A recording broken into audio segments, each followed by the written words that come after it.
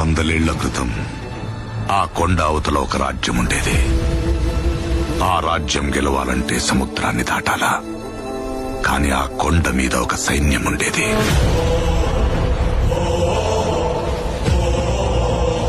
దేశం జల్లెడపట్టి రాజు తెచ్చుకున్న సైన్యం.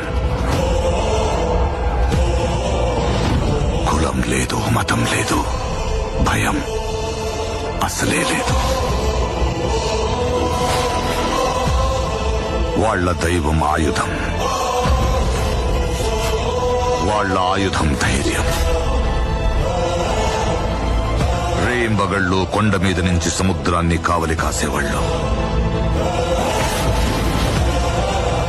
శత్రువుల రక్తంతో 100 సార్లు ఎరుపెక్కిన ఈ సముద్రానికి సాక్ష్యంగా ఈ చోటు ఎర్ర సముద్రమయ్యింది.